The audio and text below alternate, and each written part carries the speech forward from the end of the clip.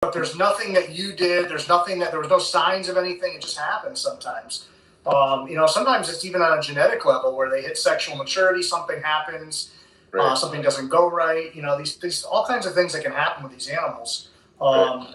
And I've lost some. I've lost some that I have no idea what happened. I had a holdback blood python that if you had me list my, say, 100 and something snakes and put them in order of like healthiest to the worst, she would have been like top 3 or 4 animals in my collection.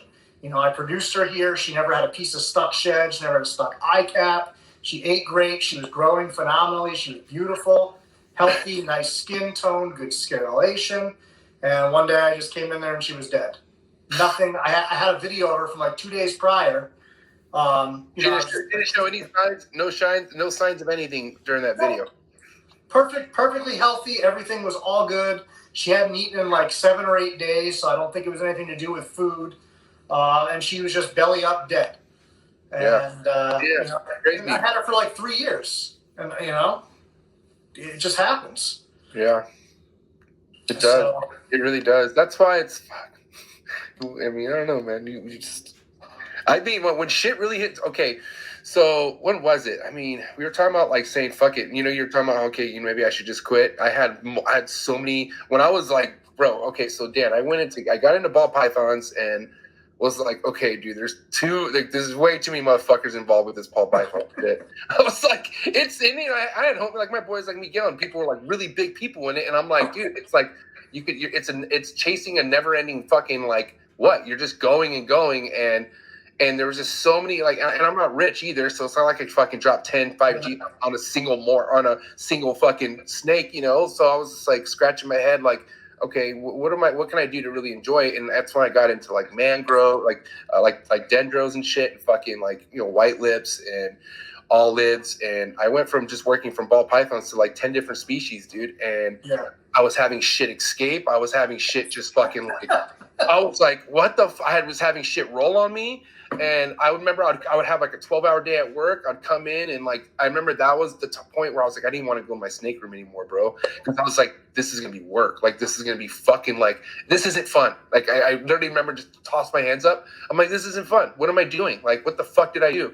So I eliminated like fucking like four species out of that and just really kept things I was really excited about working with and stuff I didn't have to pull my hair over, keeping and stuff. So, I just knew I was like, I'm not ready to give up. I just need to get practical with myself. Like, I'm just like, yeah, I like snakes, but I've never owned more than one snake my entire life until now. Now I want to just fucking be this fucking, you know what I mean? Like, and I wasn't getting these animals for content at all, period. I was getting animals because I could get these animals. I couldn't believe I could get these animals to my fucking doorstep. You know what I mean? And I just couldn't believe it was that easy. You know what I mean? And so that's the hardest thing coming in. Yeah. Is you don't have a feel for the work, the space, the time, all those things. It's so easy, especially with babies. It's so easy to buy a bunch of babies, stick them in a little shoebox rack, and life is good. And then all of a sudden you've got 6 foot, 8 foot cages or 4 foot cages, huge, and it becomes a lot more. And that's why, like, I'll be stressed out about cleaning my collection and stuff. And people with like ball python collections be like, oh, what's the big deal? I got 100 snakes. It's like, if you have 100 ball pythons, I can clean 100 ball pythons in a night easy. Oh, we're not even 6 foot cages. I got to climb inside and scrub walls. Like, it's not cleaning a 41 quart tub that I can clean in 2 minutes. I'm in some of these cages for half an hour cleaning. So it's a lot of work when you get into this other species. Plus, ball pythons are pretty clean. They're not, it's not like some of this other stuff where it's smearing shit all over the walls. Like people that keep cobras, God bless them. I've been there. Like they just shit everywhere. I'm pretty, dude. I'm not even mad at the name false water cobra because a false water acts exactly like a fucking cobra, bro. I'm not fucking kidding you. The way they do everything, it's crazy. The way they shit, it's no joke, bro. But those are a species where I couldn't let go of those. I have a hypo and a super hypo, and hypo and a super hypo, but those things are just so neat. And I know, like, man, I had one hot my entire life. Her name was Amino, really nice speckled rattlesnake. I got caught fucking handling her way too many times where my wife was complaining about having nightmares. So I had to fucking give that away. think I could ever get close enough to ever doing something like that again is the false water cobras or the mangroves. But the false waters, I'm telling you, man, have you ever handled or played with false water cobras like an adult or? I have not. I mean, I used to have a monocle cobra, so I've dealt with real cobras, but I've not dealt with others. Dude, there's something else, man. Hopefully someday. I don't know. We got to get you out to California. I don't even think I've seen one in person that I can think of. I know a bunch of people that have them, but I've just never been to somebody's house. Oh, you've actually you never actually held one. Okay, once that day happens, you'll remember this episode, and you'll be like, huh, MJ was right. Yeah.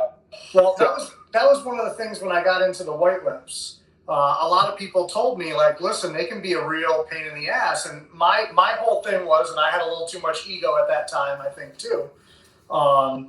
I've kept African rocks since I started keeping snakes. Well, not since I started keeping, but, a few years after. So I've been around them for, like 17 years or something, close to it.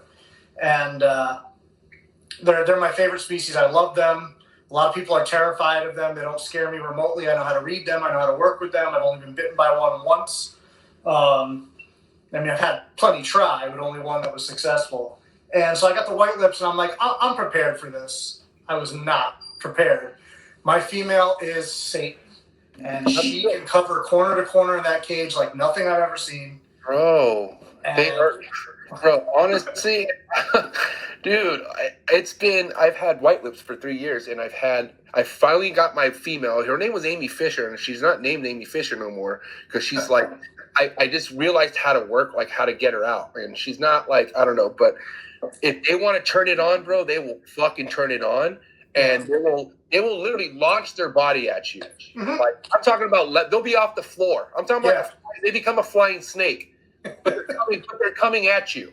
Yeah. And fucking dude, I got tagged pretty hard like about a month ago, and yeah, man, it hurt, bro. Those fucking teeth hurt. Those teeth hurt. Yeah, my understanding is they have the most teeth of any python. I can't tell you that that's true for sure. I don't know a lot of tiny holes in the hand for sure. And I've also heard they have the most accurate strike of any python too. And I've watched my female. She hates the hook. So if she sees the hook coming, dude, the hook was the enemy. No, dude, the hook was my enemy the entire time. So I got rid of the hook and I used a tub lid. So whatever the plastic, the tub, and it has to be clear. It can't be fucking like she has to be able to, I don't know what it is, but the clear tub, she looks, but then she just starts moving, and I just I swoop her up, and she's the kind of snake that once she's out, like if you go in front of her face, she'll still hit you, but she's not looking to hit you, like right. Just like white lips are that way. They're extremely cage defensive. So when you go into their territory, they are just ugh. Even my male, who's really calm, is a maniac in his cage. Like you've got to get him out quick. And with him, the quicker you get him out, the better. Because if you prolong it and it becomes a thing, then he gets more and more stressed. If you just grab him and get him out quick, he's fine. My female, though, I can't even get her out of her cage. So I actually have a shift box with her. Ooh, what happened? What's this one? Is this your female, male? No, that's the male. Okay. Here, hang on a second. We can make this a little bit easier. All right, here we go. All right. I just got to get mussed a little bit first.